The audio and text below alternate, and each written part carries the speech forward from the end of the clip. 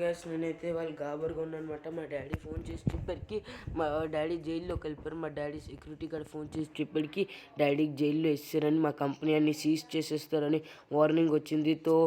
ఏంటో నాకు అర్థం కావట్లేదు గైస్. నేను కూడా కన్ఫ్యూజ్ అయిపోతున్నాను. అయితే స్పీడ్గా వెళ్తున్నాను అనమాట. ఈ కార్ కూడా ఒకటి కన్ఫ్యూజ్ అయిపోతున్నాను. ఎటు సైడ్ డోర్ ఉందో చూసారు కదా మీరు గాయస్. మనమైతే బేగ్ వెళ్ళాలన్నమాట. ఇప్పుడు నాకు తెలిసిందంటే సెక్యూరిటీ గార్డ్ చెప్పటికి మన డాడీ సంతకాలు తీసుకొని కొందరు ఎంప్లాయీస్ దేని గురించో యూజ్ చేస్తారు అనమాట. మా డాడీ అయితే మా ఎంప్లాయీస్కి ఎక్కువ నమ్ముతారనమాట. ఎంప్లాయీస్ చూడకుండా సైన్ చేసేతో నేనైతే స్పీడ్గా వెళ్తున్నాను ఆఫీస్కి. చలో గాయస్, మా ఆఫీస్లోకి అందరూ గవర్నమెంట్ వాళ్ళు వచ్చారు మాట్లాడడానికి. నేను వెళ్తున్నాను ఆ మీటింగ్కి. మా డాడీకి జైల్లో ఇస్తారు కాబట్టి ఇదేటో నాకు అస్సలు అర్థం కావట్లేదు. అందుకే ఎంత స్పీడ్గా వెళ్తుంది. షిట్, మీరు చూడొచ్చు కార్ కూడా క్రాష్ అయిపోతుంది. చలో గాయస్, ఆఫీస్లోకి అయితే ఎంటర్ అయిపోయిందన్నమాట. మై గాడ్, నాకు చాలా భయం వేస్తుంది. మన కొత్త ఆఫీస్లో మీటింగ్ ఎందుకే పెట్టలేదు అనమాట. నేను ఇక్కడ పెట్టమని చెప్పాను, ఎందుకంటే అక్కడ డేంజరస్ కాబట్టి కొద్దిగా ఎక్కువ బిజీ అనమాట వాళ్ళతో. అందుకే నేను చేయొద్దు sir. Guys, it's a bad news. మన ఆఫీస్, మన ఫ్యాక్టరీ, మన ఇల్లు అన్నీ సీజ్ అయిపోతాయి.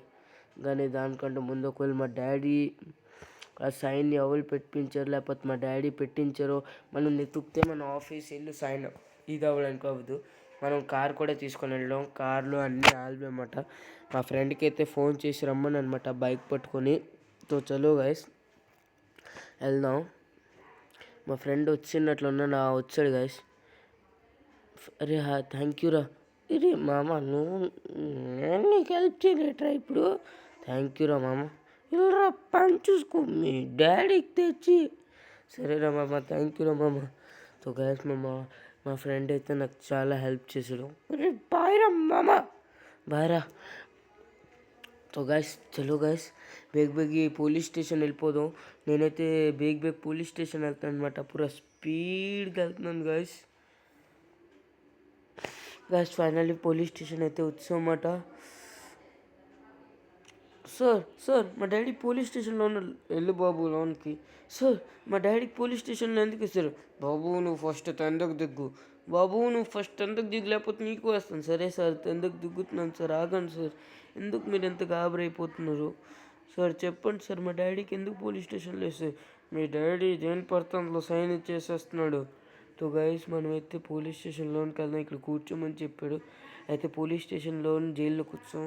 Daddy ఏడ్చేసు daddy. నాకు తెలియదురా, అంతా వాళ్ళు ఆఫీస్ వాళ్ళే చేశారు. డాడీ నిజం చెప్పు డాడీ, నువ్వు సైన్ చేసావు లేకపోతే ఆఫీస్ వాళ్ళు? నువ్వు నాకు నమ్మరా? నిజం నేనే సైన్ చేయలేదు, వాళ్ళే సైన్ చేయించాను. గైస్ నాకైతే అర్థం కావట్లేదు. సరే డాడీ, నేనే దీనికి మొత్తం ఇది ఎత్తుకుతాను. అప్పుడు దాకా మీరు జాగ్రత్తగా ఉన్నాను డాడీ. గైస్ బయటకు వచ్చామట. మా డాడీ అయితే ఏటి చేయలేదని అంటున్నాను. నాకేటో అర్థం కావట్లేదు.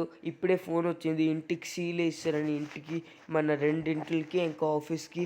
ఫస్ట్ అయితే మనం మన ఇంటికి వెళ్ళి చూసేద్దాం, దాని తర్వాత ఫామ్ హౌస్కి వెళ్ళి చూద్దాం. నాకైతే చాలా భయం వస్తుంది గాయస్. ఇంటికి సీల్ వేసేస్తే, ఓ మై గాడ్ గాయస్, ఇంటికి సీల్ వేస్తారు గాయస్. ఇప్పుడు మనం జీవితంలో ఇప్పుడు నాకు తీయాలంటే మా డాడీ రావాలి. మన ఆస్తులన్నీ పోయో. షట్, ఈ సైడ్ నుంచి రాస్తూ ఉంది గాయస్. ఈ సెకండ్ ఢిల్లీకి సైడ్ నుంచి రాస్తూ. షట్, గవర్నమెంట్ ఆఫీసర్ బుద్ధి అంటే బుద్ధి గాయస్. ఇక్కడ కూడా ఇస్తారు. షట్, ఏది చేద్దాం గాయస్, నాకు అస్సలు అర్థం కావట్లేదు. మనమైతే మన ఆఫీస్కి వెళ్ళి చూద్దాం గాయస్.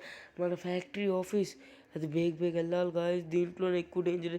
దారిలో మన పాత ఆఫీస్ కూడా చూసేద్దాం.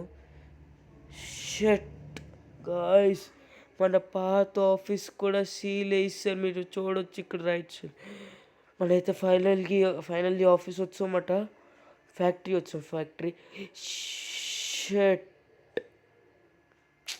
గాయస్, దీనికి సీల్. ఆ పెద్ద ఆఫీస్ సీల్ ఎందుకు వేయలేదంటే ఆ ఆఫీస్ గవర్నమెంట్ ప్లేస్ లాగా ఉపయోగించుకుంటున్నారు. నేనైతే ఇవన్నీ ఎలాగా కేసు నుంచి తీసని తెలియాలంటే మీరైతే సెకండ్ వీడియో గురించి వెయిట్ చేయాలి. Bye guys.